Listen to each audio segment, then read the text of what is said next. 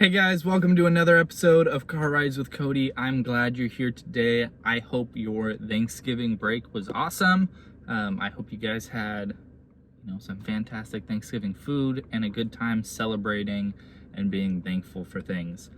Today, for Car Rides with Cody, I want to talk about a verse in Philippians I was reading earlier this week. It's Philippians chapter 4, verse 9. So if you've got your Bible handy, please feel free to follow along. It says, "Whatever you have learned or received or heard from me or seen in me, put it into practice, and the God of peace will be with you." And I like this verse a lot because we've read everything in the Bible. We've been taught, we've been shown, and we've been shown by example the way we're supposed to live, and how we're supposed to live and how we're supposed to act, which is great.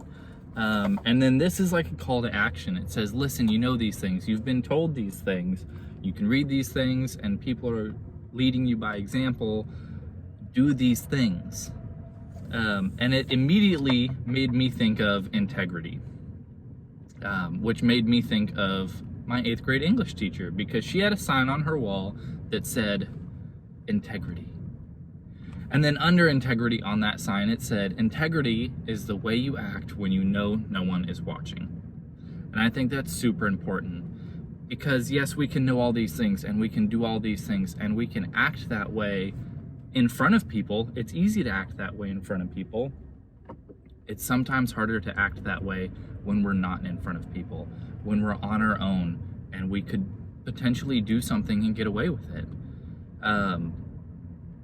So it just made me think of integrity, how we're supposed to act while we're on our own, when no one is there to judge us or hold us accountable, when we have to hold ourselves accountable. And I do like that later on in chapter 4, let me pull over and read it to you. There's a verse, it's verse 13, that says, "I can do all things through him who gives me strength." And while the writer of this letter was in prison and was talking about being in prison, we can also apply that to ourselves. God can give us strength to make the right decisions and to make the right choices when we're on our own. He can give us the strength to uphold that integrity that we need, so that we can do the right things, that we can make the right choices, and then the God of peace will be with us. So I hope you guys again had a great Thanksgiving. I encourage you to read Philippians. It's a great little letter, and let me know what you thought of this verse or this chapter or even the whole thing. I'd love to chat with you guys on it. But until next Tuesday, have a good week.